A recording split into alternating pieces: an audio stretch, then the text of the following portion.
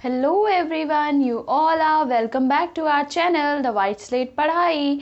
और आज हम लोग करने वाले हैं अपनी क्लास 10th के चैप्टर 3 की पढ़ाई, जिसका नाम है pair of linear equations in two variable. तो हम यहाँ पे लीनियर इक्वेशंस जो टू वेरिएबल्स वाली हैं, जिनमें दो वेरिएबल होते हैं, उनके पेयर्स के बारे में बात कर रहे हैं। ऑलरेडी 2 वीडियो इस चैप्टर से रिलेटेड आ चुके हैं, जिसमें एक इंट्रोडक्शन पार्ट था, 3.1 एक्सरसाइज थी, फिर हमने 3.2 एक्सरसाइज भी की। और मैंने आपको टेबल जो है अच्छे से लर्न करने के लिए कहा था कि कैसे हम जो है coefficient of X and Y और जो हमारा कांस्टेंट टर्म होता है उसके बेसिस पे काफ़ी सारी चीज़ें जो है वो फाइंड आउट कर सकते हैं। तो आज हम लोग क्वेश्चन नंबर 5 to 7 जो है हमारे एक्सरसाइज 3.2 के, उनको डिस्कस करने वाले हैं। तो 4 to 7 जो है उन्हें डिस्कस करने वाले हैं। फोर्थ क्वेश्चन जो है वो आपका कुछ हमने जो वो टेबल किया था उसी के ऊपर बेस्ड है। अब वो टेबल हमसे ये कह रहा था कि जो हमारी फर्स्ट 2 केसेस थे जहाँ इंटरसेक्टिंग लाइंस बन रही थी और कोइंसिडेंट लाइंस बन रही थी, यूनिक सोल्यूशन या फिर हमें इन्फिनाइटली मैनी सोल्यूशंस मिल रहे थे, तो उनको हम कंसिस्टेंट जो है, ऐसे लीनियर इक्वेशंस को हम कंसिस्टेंट कहते हैं। और जिनमें हमारी पैरेलल लाइंस बनती है, कोई सोल्यूशन नहीं मिलता, तो हम उन्हें इनकंसिस्टेंट कहते हैं। तो हमें फोर्थ क्वेश्चन में यही निकालना है कि इन चारों में से कौन से वो पेयर्स हैं जो कंसिस्टेंट हैं, कौन से वो पेयर्स हैं जो इनकंसिस्टेंट हैं। अगर पेयर कंसिस्टेंट है तो हमें फिर उसका आंसर भी निकाल के ग्राफिकली जो है वो भी निकालना होगा कि क्या आंसर हमारा कंसिस्टेंट होने पर आ रहा है। तो बस यही हमें छोटा सा काम करना है। तो हम फोर्थ क्वेश्चन के साथ ही शुरुआत करते हैं अपनी। पहले हम ये देख लेते हैं कि कौन कौन से जो हमारे ग्राफ्स हैं वो कंसिस्टेंट हैं और कौन कौन से इनकंसिस्टेंट यहाँ पे लीनियर इक्वेशंस हमारी बन रही हैं। तो जो कंसिस्टेंट होंगे फिर हम उन्हें ग्राफिकली प्लॉट करके भी देखेंगे कि आंसर हमारा क्या बन रहा है। तो चलिए फिर स्टार्ट करते हैं। तो देखिए आप यहाँ पर, अगर आप फर्स्ट वाला जो हमारा पार्ट है, फोर्थ का फर्स्ट वाला पार्ट, उसमें देखते हैं तो a की वैल्यू 1 है क्योंकि x का कोई कोफिशिएंट नहीं है, और यहाँ पर a2 की जो वैल्यू है वो हमारी 2 है। तो फर्स्ट क्वेश्चन के लिए जब मैं निकालती हूँ a1/a2 मेरा, तो वो मुझे निकल के आता है 1/2। सिमिलरली जब मैं b1/b2 के बारे में बात करती हूँ तो यहाँ पे भी b1 की वैल्यू 1 है और b2 की वैल्यू जो है वो 2 है, तो ये भी 1/2 आ जाता है। सिमिलरली अगर मैं c1/c2 निकालती हूँ तो वो भी मेरा -5/-10 आएगा। अब आप कहेंगे कि माइनस तो यहाँ पर था नहीं, तो आपने कैसे लगाया। तो अब मैं फिर आपको याद दिलाना चाहूँगी कि ax + by + c हमारी लीनियर इक्वेशन की जो नॉर्मल फॉर्म होती है, स्टैंडर्ड फॉर्म होती है, वो रहती है। यहाँ पर इन्होंने क्योंकि c वाला पार्ट = के इस तरफ लिख रखा है, तो जाहिर सी बात है वो उस तरफ माइनस का ही रहा होगा, तो इसी वजह से मैंने उसे माइनस का लिखा है। बट ऑब्वियसली ये माइनस से माइनस भी कैंसिल होने वाला है, 5 1 = 5 और 5 2 = 10। तो मेरा यहाँ पे a1/a2, b1/b2 और c1/c2 तीनों चीज़ें जो है वो एक दूसरे के इक्वल आ गई हैं।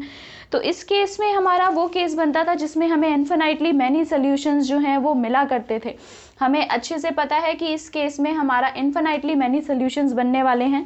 तो जब इन्फिनाइटली मैनी सोल्यूशंस बनने वाले हैं तो इसका मतलब एक कोई सोल्यूशन हम ग्राफिकली जो है प्लॉट करके नहीं निकाल सकते। ये दोनों लाइनें एक दूसरे के ऊपर कोइंसाइड करने वाली हैं अगर आप ग्राफ भी बना लेते हैं तो। और इसी वजह से ये जो है हमारा कंसिस्टेंट है। पहली बात तो कंसिस्टेंट है, बट क्योंकि ये इन्फिनाइटली मैनी सोल्यूशंस वाला है तो इसका मीनिंग ये है कि चाहे मैं कोई भी x की वैल्यू रखूँ, y की वैल्यू उसके कॉरस्पॉन्डिंग एक आ ही जाएगी। कोई ना कोई वैल्यू जो है डिफरेंट वैल्यू आती रहेगी। यूनिक सोल्यूशन नहीं है तो सोल्यूशन हम ग्राफिकली निकाल भी नहीं पाएंगे। एग्जाम्पल के तौर पे मैं आपको जैसे पहली वाली इक्वेशन से जो है कुछ आंसर्स यहाँ पे फाइंड करके दिखा सकती हूँ। जैसे देखिए, अगर मैं पहले वाले इक्वेशन में x की वैल्यू 0 पुट करती हूँ यहाँ पे, तो y की वैल्यू जो है वो 5 हो जाएगी। सिमिलरली अगर y की 0 पुट करती हूँ तो x की वैल्यू जो है वो 5 हो जाएगी। तो आंसर जो है मुझे हर एक वैल्यू पे कुछ ना कुछ मिलने वाला ही है। अगर मैं आगे और आपको दिखा देती हूँ तो x की वैल्यू ही पुट करा देती हूँ। फॉर एग्जांपल x की वैल्यू अगर 1 होती तो y की वैल्यू 4 हो जाती है, x की वैल्यू 2 होती तो y की वैल्यू 3 हो जाती है, x की वैल्यू 3 होती तो y की वैल्यू 2 हो जाती। तो हर बार हम जैसे जैसे वैल्यूज चेंज करते जाएंगे हमें मिलती जाएंगी। क्योंकि ये इन्फिनाइटली मैनी सोल्यूशन वाला केस है तो कंसिस्टेंट होने के बाद भी ग्राफिकली हम इसे प्लॉट करके कुछ यहाँ प्रूव नहीं कर पाएंगे।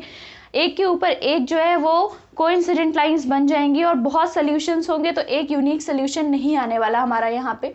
तो पहला केस हमारा कंसिस्टेंट हो गया। सेकंड वाला देखिए, यहाँ पर a1/a2 जो है वो हो जाएगा मेरा यहाँ पे 1/3। तो वो यहाँ मैंने लिख लिया है अपना। b1/b2 जब हम करते हैं तो वो आ जाएगा -1/-3। तो -1/-3 में से भी माइनस कैंसिल हो जाएगा, 1/3 ही बचेगा। अगर मैं C1/C2 करती हूँ तो वो आएगा मेरा -8/-16, वो भी कैंसिल होके यहाँ पे बच जाएगा मेरा 1/2। तो यहाँ पे मेरा जो है थर्ड वाला केस वो बन गया है कि A1/A2 is equal to B1/B2 but it is not equal to C1/C2। तो ऐसे केसेस में हमारी पैरेलल लाइंस बनती थी और पैरेलल लाइंस बन रही हैं मतलब ग्राफ इनकंसिस्टेंट है, तो ये मेरा इनकंसिस्टेंट आ जाएगा। सेकेंड केस मेरा इनकंसिस्टेंट आ जाएगा और फाइंड आउट करने की भी ग्राफिकली मुझे बिल्कुल ज़रूरत यहाँ नहीं है क्योंकि सिर्फ कंसिस्टेंट केसेस में ही फाइंड करना था हमें सोल्यूशन।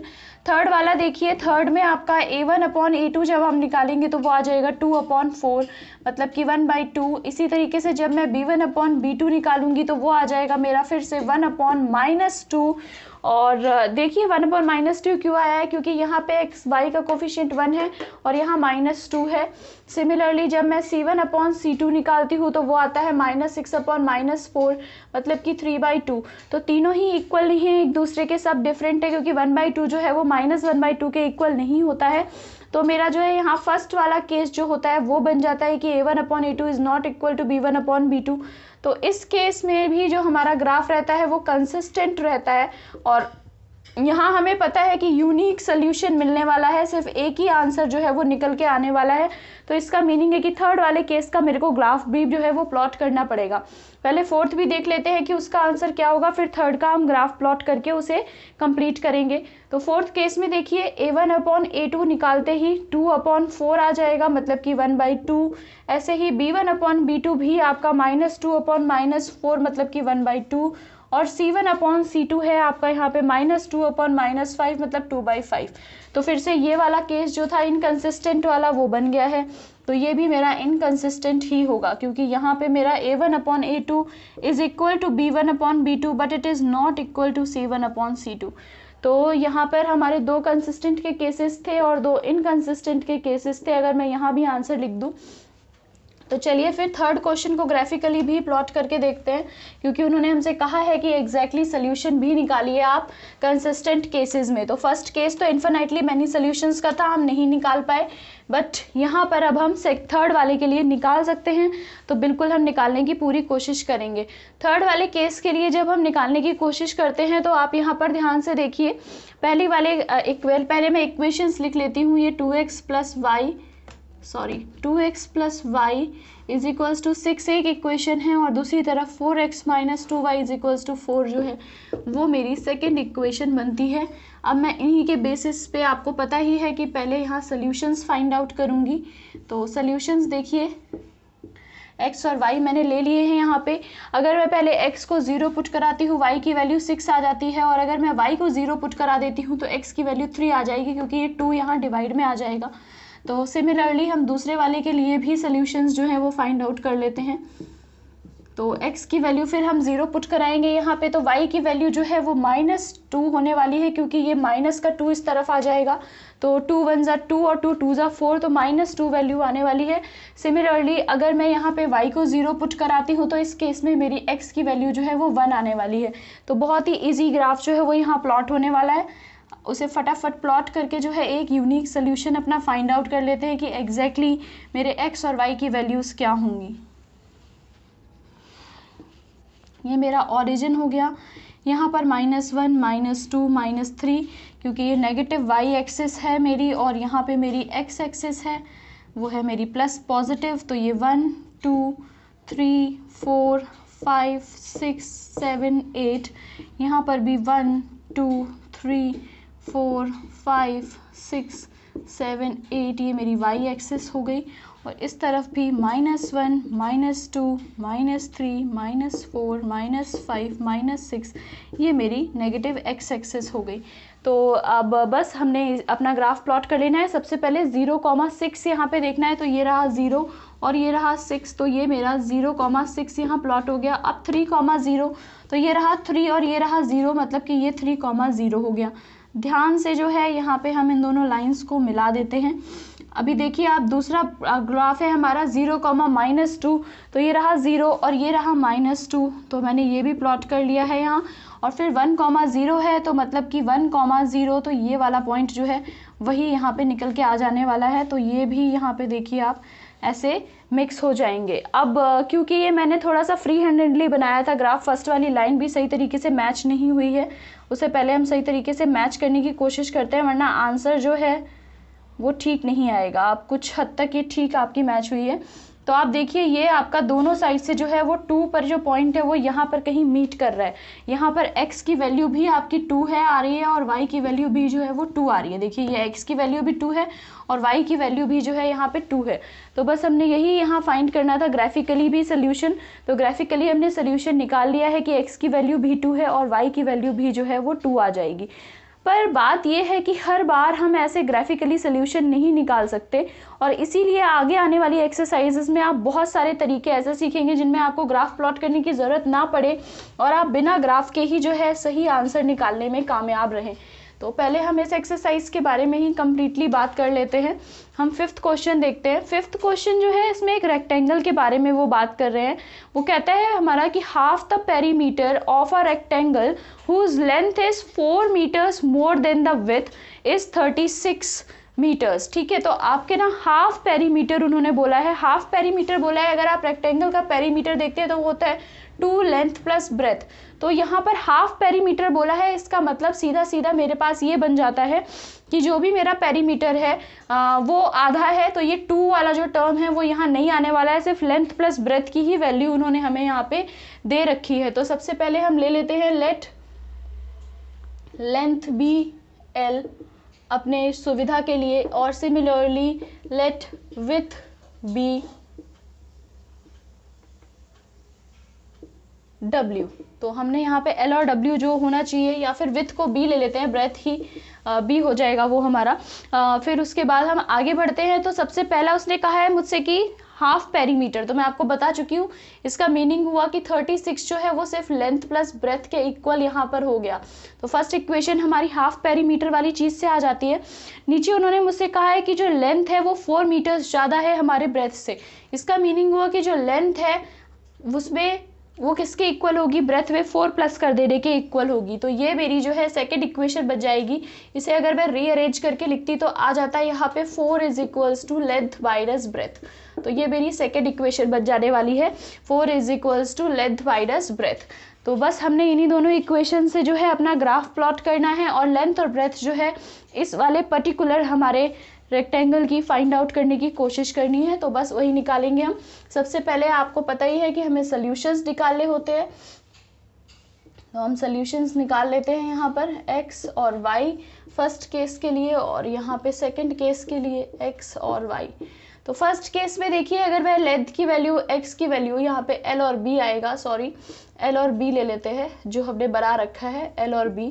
तो अगर मैं l की वैल्यू 0 रखती हूँ तो b की वैल्यू यहाँ 36 आती है। सिमिलरली b की वैल्यू 0 रखते ही l की वैल्यू भी जो है वो 36 आ जाती है।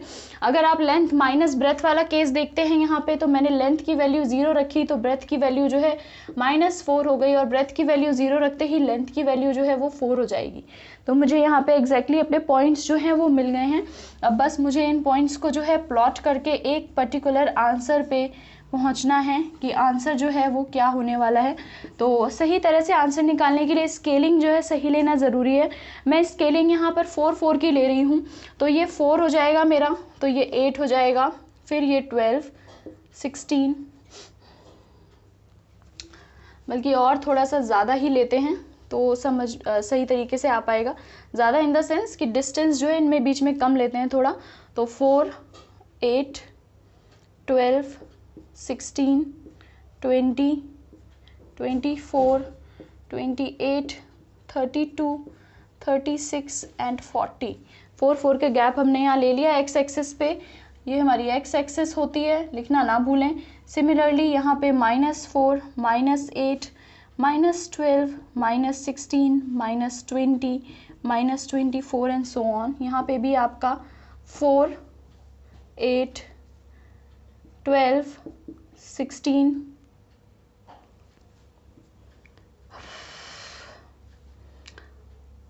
24, 20, 24, 28,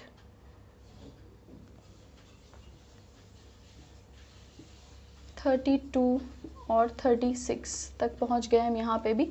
अब सिमिलरली इस तरफ भी आपका -4, -8, -12, -16, -20 एंड सो ऑन। ये हमारी नेगेटिव x एक्सिस हो गई और ये हमारी y एक्सिस हो गई, ये यहाँ पे हमारी नेगेटिव y एक्सिस हो गई। तो बस इसी पे ही हमें अपना ग्राफ जो है प्लॉट कर देना है, आंसर आ जाएगा। सबसे पहले है 0,36, तो लेंथ जो है वो x एक्सिस पे लेनी है हमें। तो 0 और 36, तो ये निकल आता है हमारा पहला 0,36। सिमिलरली 36,0 मतलब ये वाला पॉइंट जो है वो हो जाएगा 36,0। तो फिर से हमें इन दोनों पॉइंट्स को यहाँ पे ऐसे मीट करा देना है जो हम कराते आ रहे हैं। सेकंड वाले को देखिए 0,-4, तो ये रहा 0 और ये रहा -4, सॉरी 0,-4, तो ये वाला जो पॉइंट है हमारा नीचे जो बन रहा है ये हमारा 0,-4 था। और दूसरी तरफ है 4,0, तो ये रहा मेरा 4 और 0, तो ये बिल्कुल पास पास ही आ गए हमारे। ये आप कट करते हुए जब आएंगे तो देखेंगे कि कुछ इस तरीके से बनने वाला है यहाँ पे। अब जब हम लोग यहाँ पे लेंथ और ब्रेथ की वैल्यू जो है वो फाइंड आउट करने की कोशिश करेंगे, बल्कि थोड़ा सा ये शायद गलत जगह से आ गया है, इसे सही जगह से लेते हैं। आप जब अपने नोटबुक पे प्लॉट करेंगे ये ग्राफ्स तो बिल्कुल सही आंसर जो है वो निकल के आने वाला है। रीज़न बीइंग कि आपके पास स्केल है, आपको फ्री हैंडेडली काम यहाँ पे कुछ करना नहीं है, तो आपका आंसर बिल्कुल सही ही निकल के आने वाला है।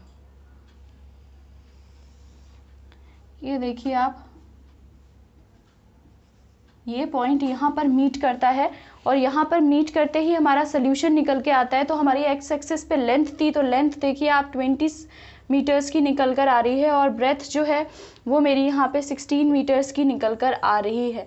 और इससे मेरी चीज़ें भी जो वो बोल रहे थे वो फुलफ़िल होती हैं। 20 + 16 करने से 36 का मुझे हाफ पेरीमीटर मिलता है और साथ में यहाँ पर जो हमारी लेंथ है वो 4 मीटर्स ज़्यादा है ब्रेथ के कंपैरिजन में।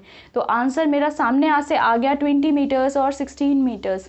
अगर आप अच्छे से प्लॉट कर रहे हैं ग्राफ तो आंसर बिल्कुल सही निकलने वाला है आपका।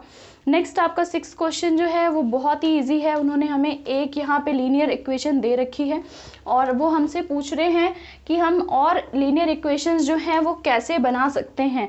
ठीक है, यहाँ पे मैं लिख देती हूँ। लेंथ थी 20 मीटर्स और मेरी ब्रेथ थी 16 मीटर्स। ये आंसर हो गया। अभी इसमें मुझे उन्होंने और लीनियर इक्वेशंस बनाने के लिए कहा है, इसके साथ पेयर करने के लिए कहा है। क्या क्या केसेस हैं? मेरा फर्स्ट केस जो है कि जिसमें कि मेरी लीनियर इक्वेशन जो है मेरे फर्स्ट केस वाले के जैसी ही हो, यूनिक सोल्यूशन हो, इंटरसेक्टिंग लाइंस हो। तो हमें पता है यूनिक सोल्यूशन इंटरसेक्टिंग लाइन सिर्फ तभी बनती हैं जब हमारा a1/a2 not equal to b1/b2 not equal to c1/c2। सारी ही चीज़ें इक्वल नहीं होती। तो यहाँ पे a1, b1 और c1 दिया हुआ है। हम कोई भी ऐसी इक्वेशन लिख सकते हैं यहाँ पे फर्स्ट वाले केस के लिए, इसके साथ के लिए, जिसमें हमारा a1/a2 और b1/b2 और c1/c2 एक दूसरे के इक्वल ना हो। तो हम कुछ भी लिख सकते थे यहाँ पे। तो वही यहाँ पे हम लिखने जा रहे हैं। मैं लिख लेती हूँ 3x + 4y - 19 = 0।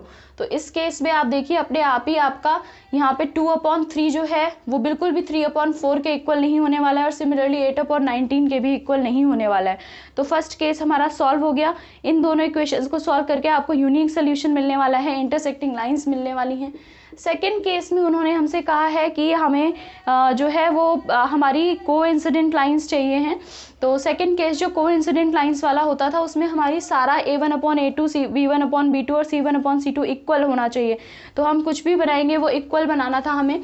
तो मैं यहाँ पे जो है वो आप भी कुछ भी ले सकते थे। मैं ले रही हूँ यहाँ पे 4x + 6y - 16 = 0। इससे होगा क्या, जब मैं a1/a2 बनाऊंगी देखिए ये बनेगा 2/4, 6/3 और -8/16। ये सब कट होके जो है वो 1/2 जो है बनाने वाले हैं। ये मैंने उल्टा लिख दिया था, ये सब कट होके 1/2 जो है वो बना रहे हैं और सबके सब इक्वल है, तो ये मेरी कोइंसिडेंट लाइंस जो हैं वो बनने वाली हैं। आप यहाँ पे कुछ भी ऐसा लिख सकते थे जिससे कि इक्वल जो है वो बन जाता। मैंने 2 लिया था, आप यहाँ पे 4 लिया है, आप यहाँ पे नीचे और 6 ले लेते, यहाँ 9 ले लेते और फिर यहाँ पे भी आपको उसी के अकॉर्डिंग जो है 24 लेना पड़ता। लेकिन A1/A2, B1/B2 और C1/C2 इक्वल आता। इस तरीके की एक इक्वेशन हमें बनानी थी। कोई भी इक्वेशन आप यहाँ बना सकते थे। ऐसे ही थर्ड केस, पैरेलल लाइंस, मतलब A1/A2 और B1/B2 तो इक्वल हो पर C1/C2 इक्वल ना हो, तो ये तो बेहद ईजी है। हम इसको यही लिख लेते हैं 2x + 3y कट होके 1 आ जाएगा A1/A2 और B1/B2। C1/C2 के लिए हम कुछ भी 19 जैसे मैंने पहले लिखा था वो लिख लेती हूँ। तो जब आप इसका A1/A2 निकालेंगे, इसका और इसका, तो वो निकल के आएगा 2/2, फिर आएगा आपका 3/3 और दूसरी तरफ आपका लास्ट में आएगा यहाँ -8/-19। तो ये हमारा आ जाएगा 1 = 1 but it's not equal to 8/19। मतलब कि मेरा जो पैरेलल लाइन वाली कंडीशंस थी वो सेटिस्फाई हो जाएगी। तो यहाँ आप अपनी मर्जी से कुछ भी ऐसी इक्वेशंस जो है बना सकते थे, बस आपकी कंडीशंस जो है वो सेटिस्फाई होनी चाहिए थी 6th क्वेश्चन के अकॉर्डिंग। ठीक है, तो 7th देखते हैं। 7th क्वेश्चन में उन्होंने हमें 2 लाइंस दे रखी हैं, 2 हमारे लीनियर पेयर दे रखे हैं और साथ में वो हमसे लीनियर पेयर एक दे रखा है और वो बोल रहे हैं कि ये दोनों लाइंस का जो ग्राफ बनेगा वो, और साथ में हमारा एक्स एक्सिस, इन सब से मिलके एक हमारा ट्राइंगल बनेगा। उस ट्राइंगल की वर्टिसीज बतानी है। तो सबसे पहले आपको ये जानना ज़रूरी है कि वर्टिसीज क्या होती हैं। तो वर्टिसीज हमारे जो एंड पॉइंट्स होते हैं ट्राइंगल के, हम उन्हें कहते हैं जहाँ पे साइड्स मिलती हैं। मतलब इसकी कोऑर्डिनेट, इसकी कोऑर्डिनेट और इसकी कोऑर्डिनेट कोई मुझसे पूछे तो ऐसा ही कुछ हमें यहाँ पे फाइंड आउट करने की कोशिश करनी है। इसमें बिल्कुल घबराने की ज़रूरत नहीं है क्योंकि ये बहुत ही इजी होने वाला है आपका। बस आपको ग्राफ प्लॉट करना है, एक ट्राइंगल अपने आप ही बन जाएगा और उस ट्राइंगल के साथ हमें क्या करना है कि उसके जो भी पॉइंट्स जहाँ पे भी मीट कर रहे हैं, तीनों लाइंस जो है मीट कर रही हैं, वहाँ पे हमें बता देना है तीनों पॉइंट्स के बारे में कि ये उसकी तीनों वर्टिसीज हैं। तो इन्होंने हमें दे रखा है सबसे पहले x - y + 1 = 0। तो हम इसी के सोल्यूशंस जो हैं वो पहले फाइंड आउट करने की कोशिश करते हैं। x - y = -1, ये हमारी इक्वेशन यहाँ बनने वाली है। इसके सोल्यूशंस निकाल लेते हैं। वही सेम मेथड आपको पता ही है कैसे निकालना है x और y। x की वैल्यू मेरी 0 रखते ही y की वैल्यू जो है माइनस माइनस कैंसिल हो जाएगा, 1 बचेगी, और y की वैल्यू 0 रखते ही मेरे x की वैल्यू -1 बच जाएगी। सिमिलरली जब मैं इसके सोल्यूशंस निकालूंगी 3x + 2y = 12 हो जाएगा। ये -12 था यहाँ पर, तो इसके भी सोल्यूशंस निकाल लेते हैं। इसके सोल्यूशंस आते ही आपके पास यहाँ पर देखिए क्या आएगा, x है और y है जो हमने ले लेना है यहाँ पे। तो पहले मैंने x की वैल्यू को 0 रखा तो ये y जो है वो 6 बन जाएगा। कैसे? क्योंकि 12/2 होने वाला है तो 6 बन जाएगा। सिमिलरली अगर मैं यहाँ पे अपनी y की वैल्यू को 0 रखती हूँ तो 12/3 होते ही हमारी x की वैल्यू जो है वो 4 हो जाने वाली है। तो इजी ग्राफ प्लॉट होने वाला है, ना कुछ पॉइंट में आया है ना ही कोई बड़ा नंबर आया है, आराम से आप इसे प्लॉट कर सकते हैं। तो चलिए देखते हैं हम कि क्या वर्टिसीज हमारे ट्राइंगल्स की बनती हैं। देखिए यहाँ पे आपको मैक्सिमम जो है y एक्सिस पे 6 चाहिए और x एक्सिस पे सिर्फ 4 ही चाहिए।